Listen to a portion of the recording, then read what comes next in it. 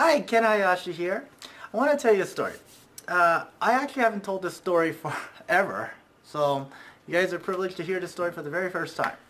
So a long time ago, there was a woman named Joanna. So Joanna actually wrote a story about my life, as my high school life, which was an honor. She actually wrote a whole book series on it, which was great.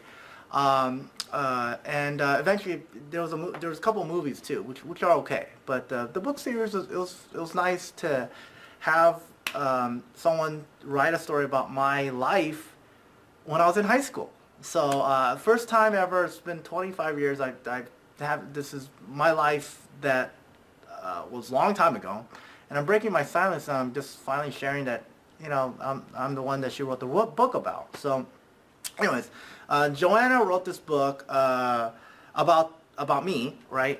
When I was a kid, I actually my parents were actually wizards. They they had magical powers, which was it was a trip to find out. My father was this amazing wizard. He actually did this thing where he fooled the entire United States with this illusion. And then my mom, also a very powerful wizard. She actually, unfortunately, she passed away at a very young age. So I had actually discovered that I had these things, that I wasn't normal, right? So I figured out, hey, you know what? I'm a wizard. In fact, along the way, I meet this guy, kind of a protector guy right here. His name's Robert. He actually, very big guy. I was a skinny young kid. That's me and him right there, but skinny young kid. And he actually was told, like, he actually helped me along the journey, along the entire way, while I went to this school. Okay, I found out about this school that is actually, there's only one school in the entire world that's credited, recognized, that is a real school of wizardry and magic. It's famous. It's actually held inside of a castle in Los Angeles, California. And it's a private castle, meaning it is not open to the public. Meaning, I don't care how much of a fan you are of magic or anything like that, you can go to Las Vegas, pay for tickets and watch a show. Not a problem. You can go to Universal Studios, pay for tickets and go see something, a show, right? But this private castle inside of Hollywood, California, usually only celebrities could go there, and even with celebrities, they have to have a member let them in, and not only that, you have to be in, it's very expensive, number one, and then you got to go through a secret entrance in order to get to this castle. It's a very private club. So they actually, not very many people know this, there's actually a school inside of this castle. And it's a school of wizardry for these young gifted kids, and I applied. I actually applied a couple times. It's a very difficult program to get involved with, so eventually I got in. They only have 2 auditions a year. You have to be recommended. You have to showcase your work in front of all the faculty and the students, and then you get accepted in. I applied 3 times, if you can imagine. So eventually I get into the school. And when I get to the school, along the way, I meet some 2 kind of people that help me along the way, and we end up following the journey throughout the rest of the year. So I got in like when I was in sophomore. But I've been practicing magic and wizardry for like a couple of years prior to that. And even that, I barely got in. So when I go to school, one thing that, one of the guys that befriends, I friend him, and we click. Unfortunately, he was like the butt of all the jokes, which was sad. I mean, he actually applied to the same academy. It's called the Academy of Magical Arts Junior Program. Very difficult program. Look it up on Google. If you are a wizard or a magician, apply. See how difficult it is to get in that school. Okay, they don't take just anybody. So there's only one school in the world. It's world famous. There's a documentary on that school. My buddy here, unfortunately, he applied 6 times. He never got in. But he was along with me along the journey. Very good magician. And the other guy, as I was going through the journey, I'm sorry about that, but the other, that was my friend Solomon. The other guy, person that was helping me along the way as well, was this fantastic magician, a wizard, in fact, with this crazy hair at the time when I met her, and she helped me, and she stayed with me along the entire journey. And if it wasn't with her, me and her together, we wouldn't have been able to accomplish and be able to get to the level that we got to without her. And she was with me along the entire way. If you could just imagine, you know, she with this crazy hair. So one of the things that I was able to do at a very young, early age was they showcase actually the best of the best kids that the student body of the school. It's only like 50 kids. And once a year they'll select the top 8 of them to be able to present their art of magic in front of a live paying audience. Usually celebrities are involved. You know, they obviously paid a lot of money to go to this to the castle to have an evening of dining and drinks and magic for the evening. There's a close-up room, a parlor room, and finally there's a stage, you know, where you perform on stage. So one of the tricks that I was extremely famous for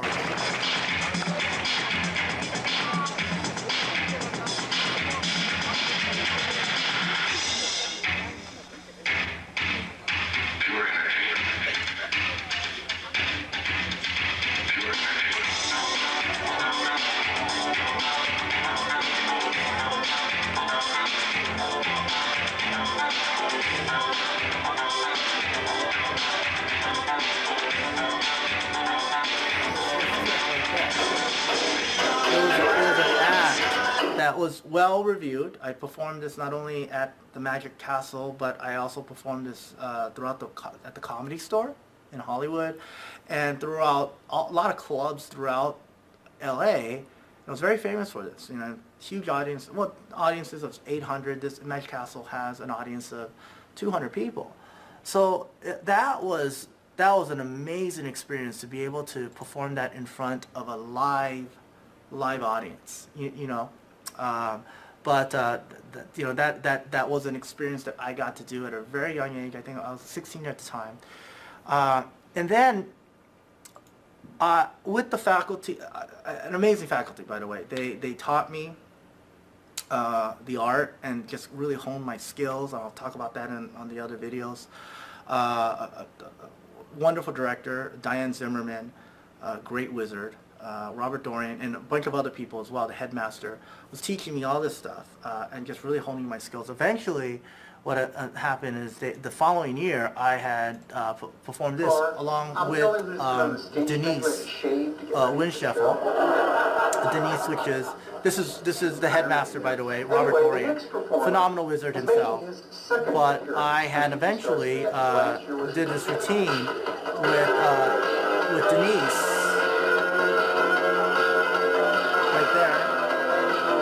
Crazy hair. I'm not going to show you the whole thing, but if you watch the other videos, you'll see what I ended up doing was I had performed this famous act by a very powerful wizard magician, Harry Houdini, an escape artist as well. I had done this act, and well, it was great. It was huge. So eventually, what happened is I become the most powerful magician, wizard, not only at that school, but in the world. And I had been able to beat out the best of the best, the most famous magicians, wizards out there in the world, including David Copperfield, Siegfried and Roy, Pendragons, Lance Burton. They were the most famous wizards in the world. And the reason I know I beat them out was because the sheer size of eventually the performances that I ended up doing, which in the world. And I had been able to beat out the best of the best, the most famous magicians, wizards out there in the world, including David Copperfield, Siegfried and Roy, Pendragons, Lance Burton. They were the most famous wizards in the world. And the reason I know I beat them out was because the sheer size of eventually the performances that I ended up doing, which you'll see in my next video. So go ahead and subscribe, and then comment down below of what you think, because eventually I end up doing my wizardry or magic at the Emmy Awards. And that's why I became the most powerful wizard in the world. Meaning that I'm sure David Copperfield would have loved to have done the Emmy Awards too. I don't know. In fact, let's just take a look. And I'm not kidding around. If you go to YouTube, we'll just type in, I don't know, we'll type in Takeshi.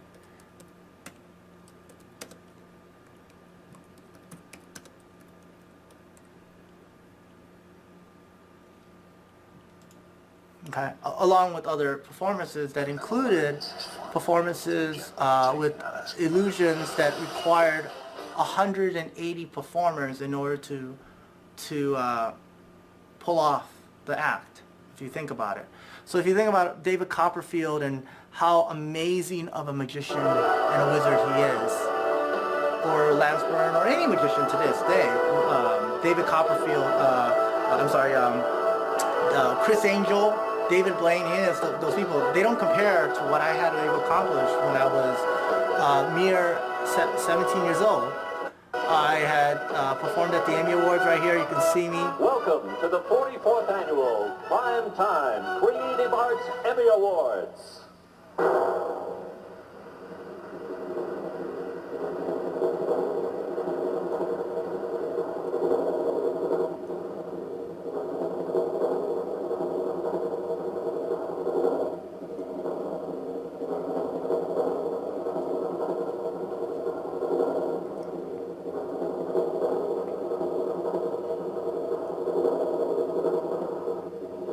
And your host for the evening, ladies and gentlemen, in living colors, Tommy Davidson.